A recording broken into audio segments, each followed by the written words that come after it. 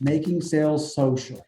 Hang on the word social, being a social being, wanting to interact and be a part of and be connected into that group. To me, that's what being social means. It doesn't mean going to cocktail parties and floating around and meeting and greet. It means, to me, the social aspect means a real meaningful connection with other people. And to me, that's what I see as a social circle. And when we make sales that way, the network just develops and grows, the referrals come, and it just snowballs from there.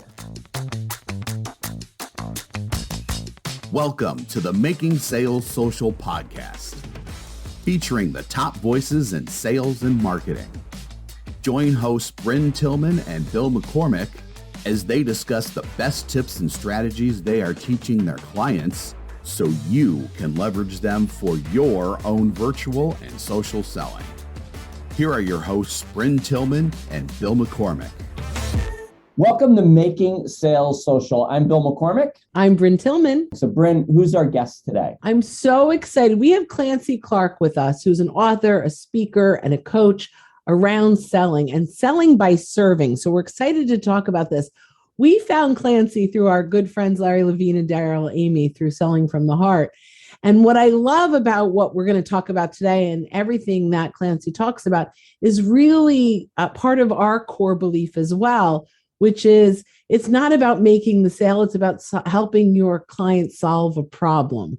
And it's really in the core, our core belief, obviously selling from the heart and with Clancy. So all of that aligned. Clancy, welcome to Making Sales Social. Oh, thanks so much for having me. It's my pleasure to be here with you two wonderful people. Tell our listeners a little bit about you. Yeah, so related to sales, I've been in sales for over 30 years and had three pretty distinct career chapters there. One was in Western Montana, and all of them have been in the field of agribusiness. All of them were building a sales territory from a book of zero.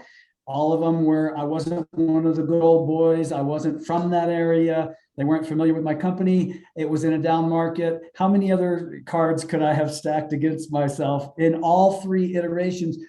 But I've always felt that to be a great advantage. I didn't think it that way when I was doing it, but now I realize that really forced me to become better at what I do and earn all my business on merit and not on a network of pre-existing people and all. Not that there's anything wrong with that, but that was just my journey. So I really embraced that.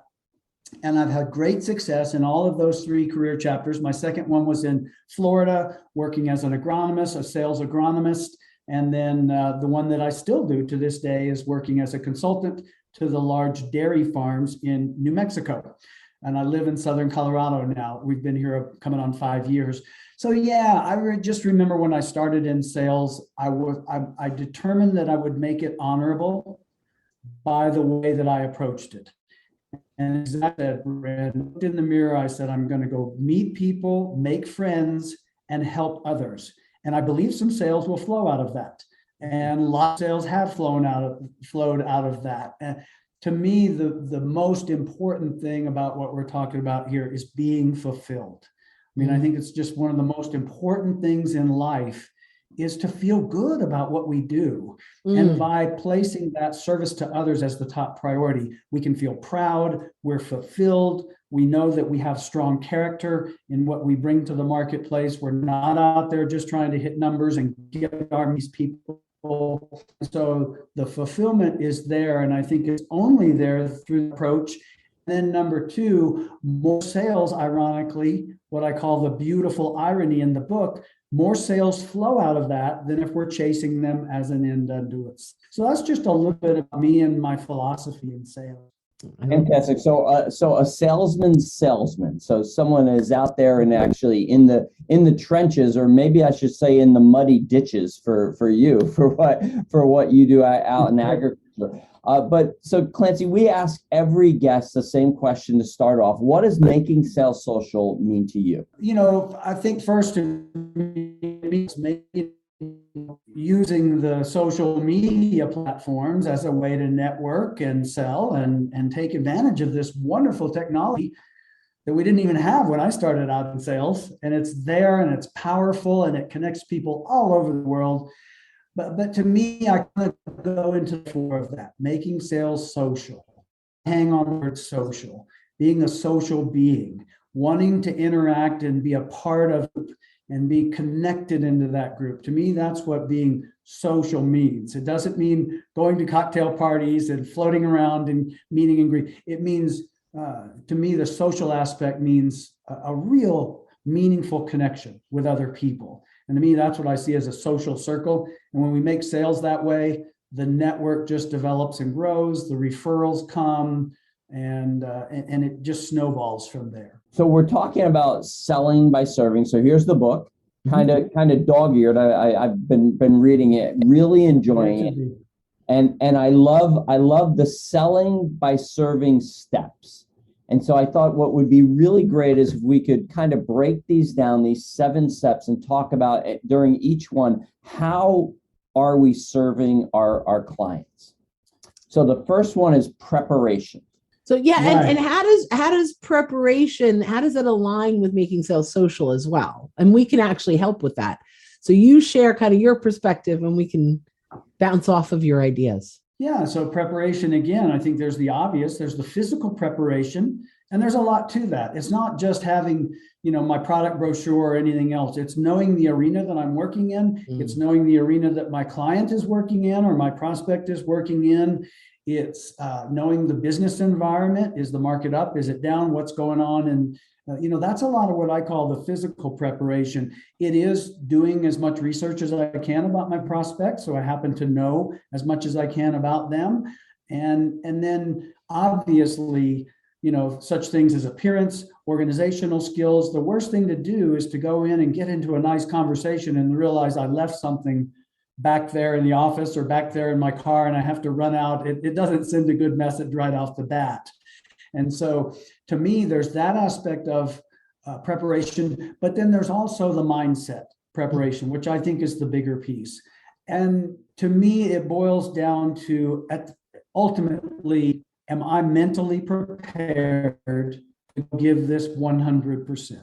Am I fully focused on this and not something else and not what's happening with my cell phone account or anything else, but am I fully ready to engage?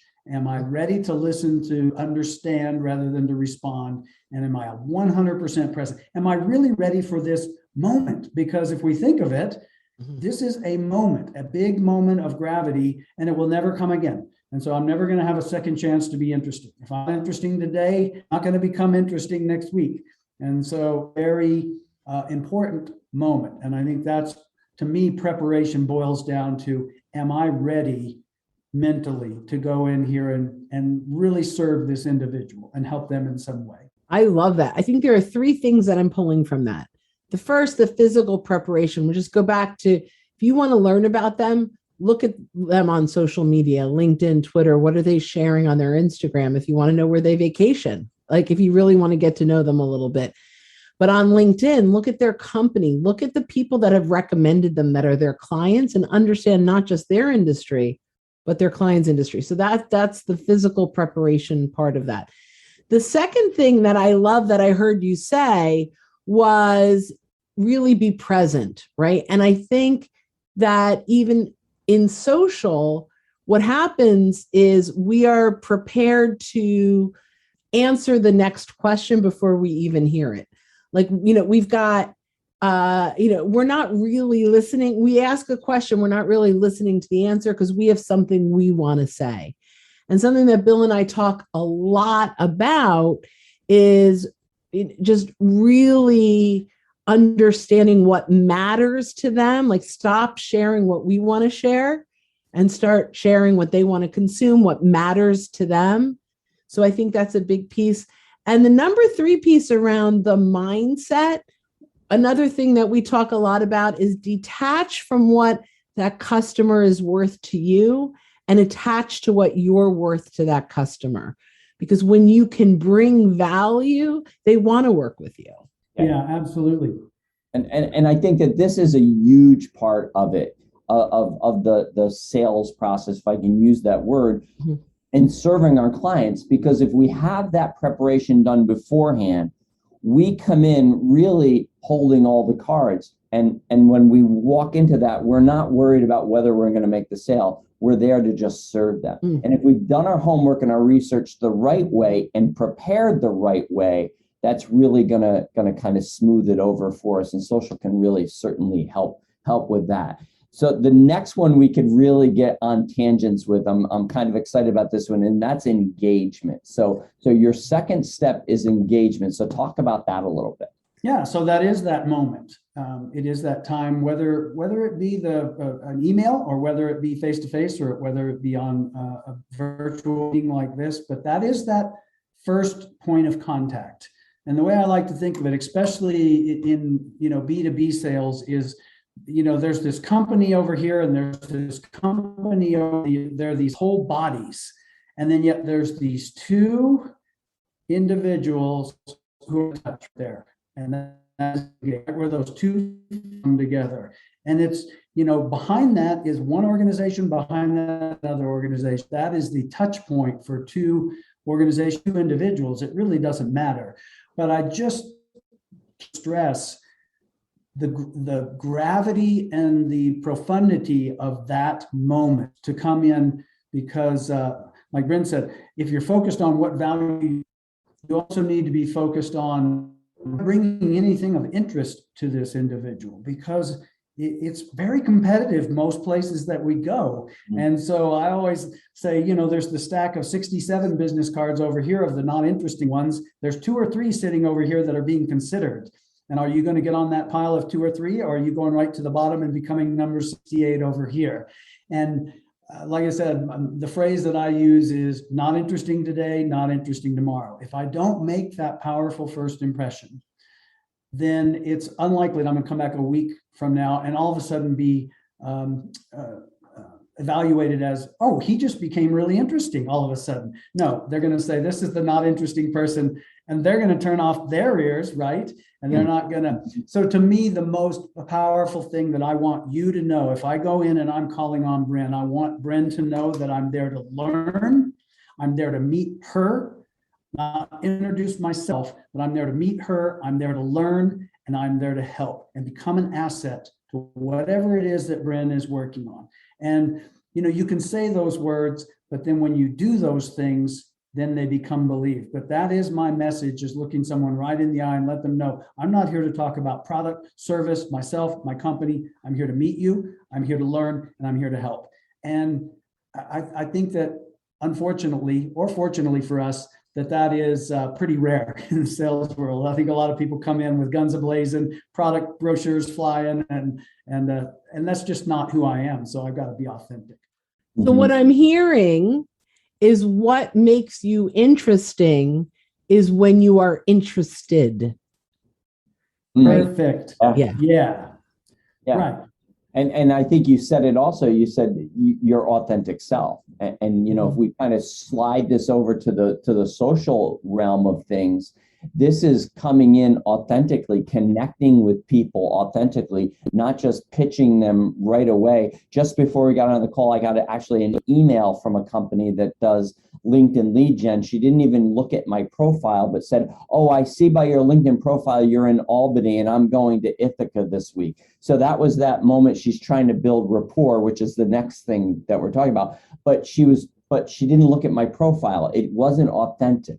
To me, it was a scheme. It's a trick to try to get me to kind of engage with her. And we can't do that. And you said the 67 business cards on one side and the 3 or 4. Well, that's all of the invites that get deleted because they're pitching. Right. But there's these ones that we accept over here because we're interested in them, because they were interested in us. And we're providing value. We're providing value that is valuable to them, not necessarily to us. We want to pitch our product or service. That's not what they care about. What I'm seeing is these steps actually build upon one another, right? Yeah. So we've done the preparation, so we know what to talk about. We engage them authentically, so we show that we're interested in them, and that leads to the third step, which is rapport. Yeah, exactly. And rapport is, I think the important thing there is, why is it important to even care about rapport? But psychologically, we know that all things given equal, people tend to buy from people they like. And people tend to like people that they perceive are like them. And now this can come across as very inauthentic if it's done well, woven into your authentic self. But it's just nice to find some areas of alignment, whether that be, and again, I think it's really important to know the prospect. Some prospects do not want to talk about their family, hobbies, anything. They want to get down to business, and you need to be sensitive to that, I think. But most people are willing to engage in some of that, learning about their hobbies, learning about where you've lived, learning about your family or anything like that. And if you can find out that both of your kids play soccer, and a little thing like that can help to just, what we're talking about is building a real relationship.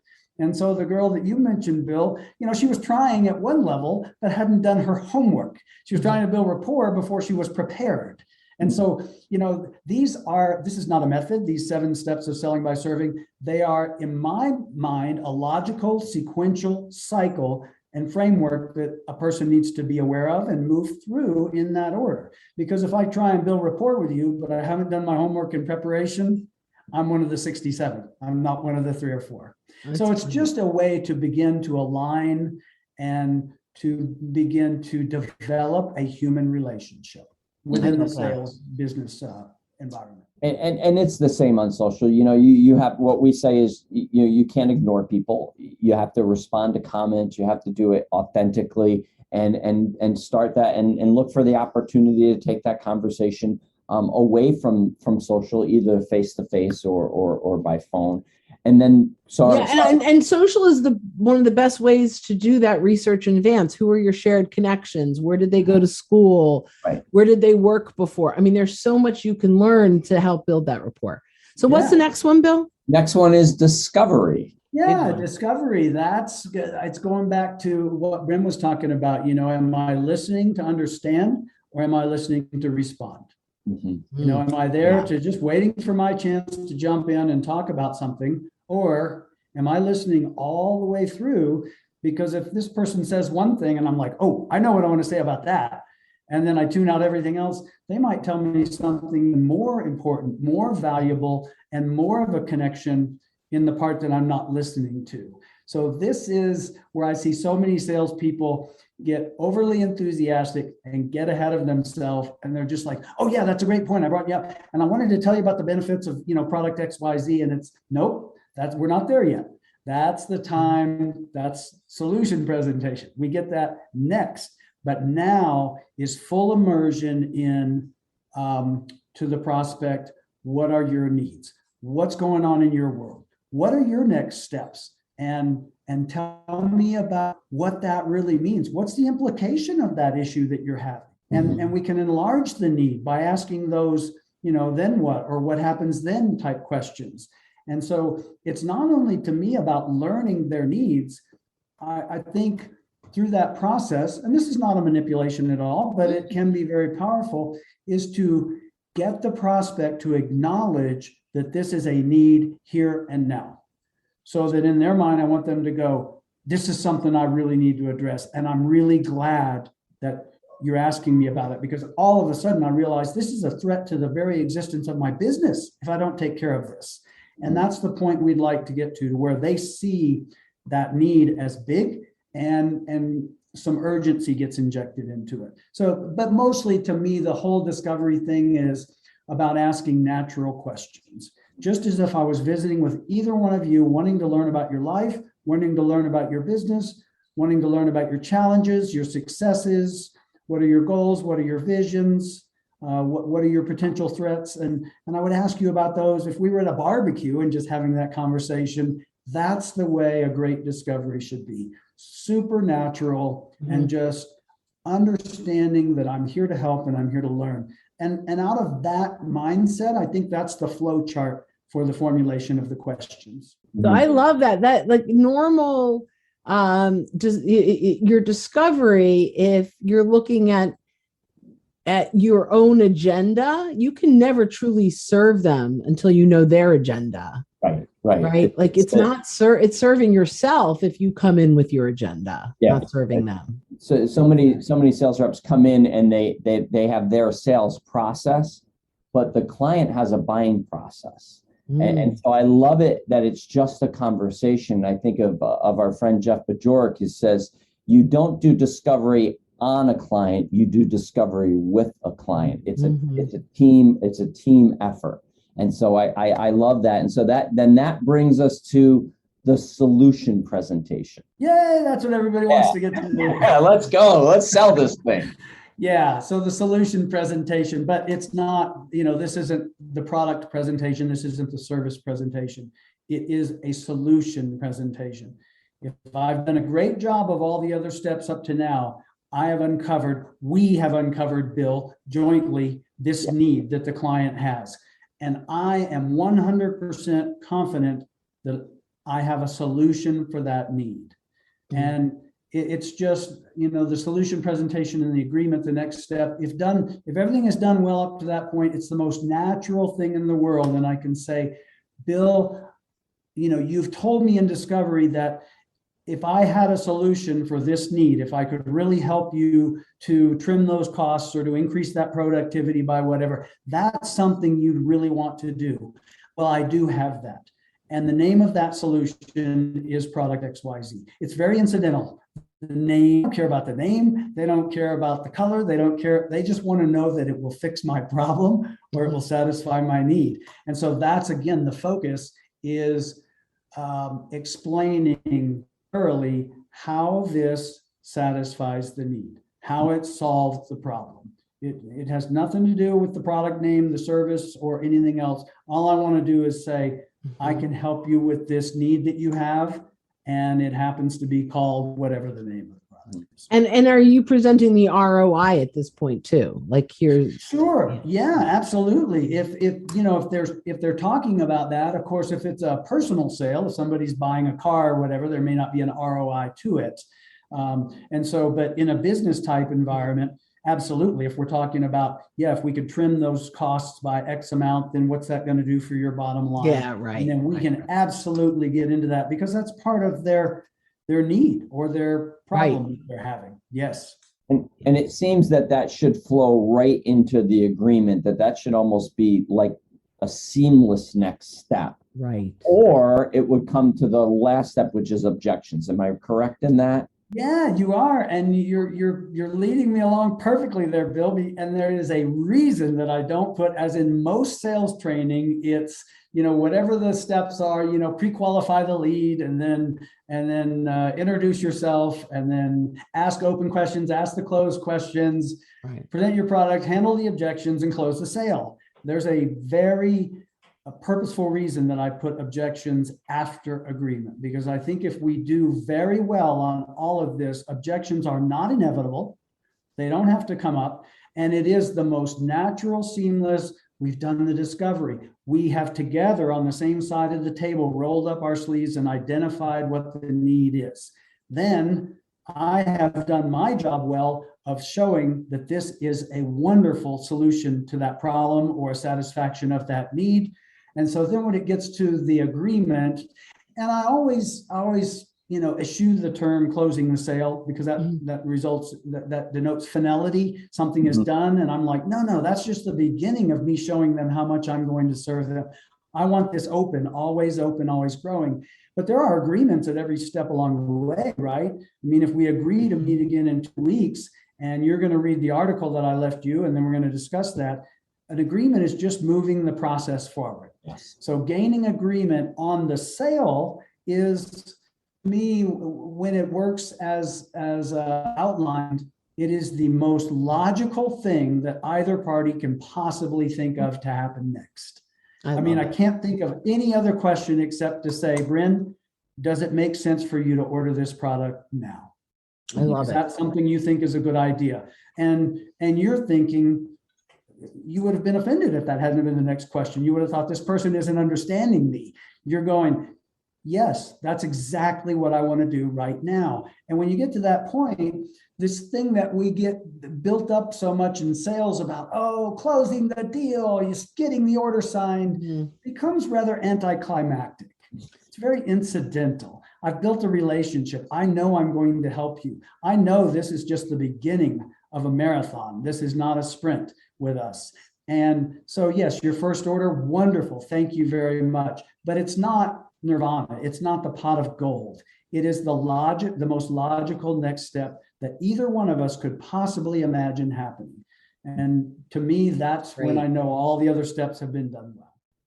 Yeah, this is fantastic. And I just think, I've been on many sales calls with the famous Bryn Tillman. And I know that the more preparation that's done in the beginning and the more alignment that happens with the client, we have those times where the client just says, okay, yep, I'm ready. There's not even any asking for the deal. It's just like it's a pre-gone conclusion because that's what they want us for.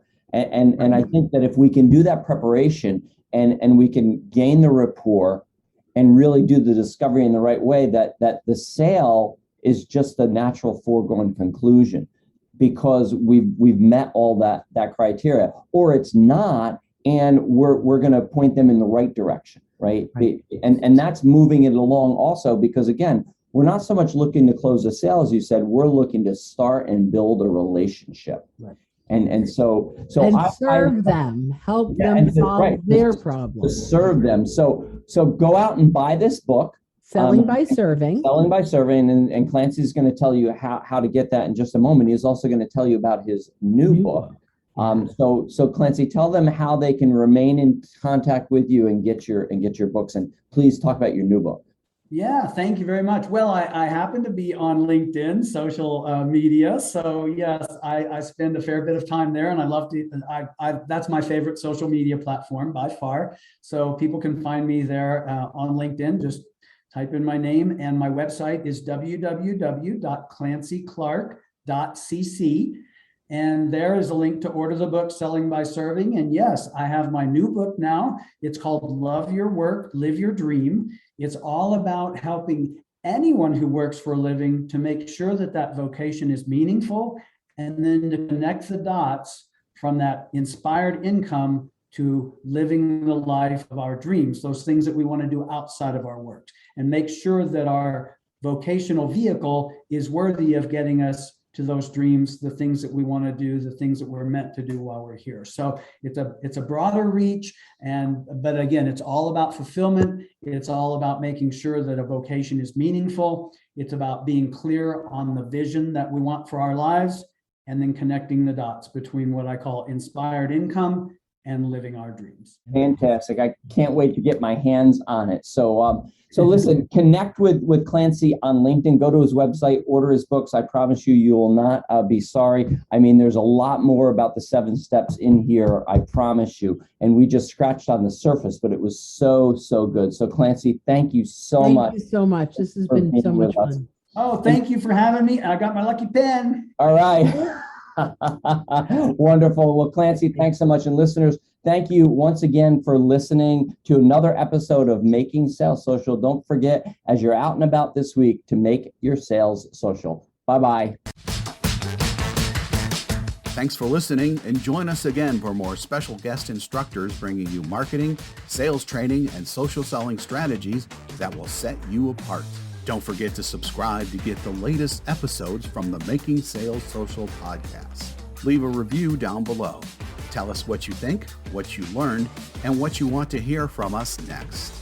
You can also listen to us on Apple Podcasts, Spotify, Stitcher, and Google Play. Visit our website, socialsaleslink.com, for more information.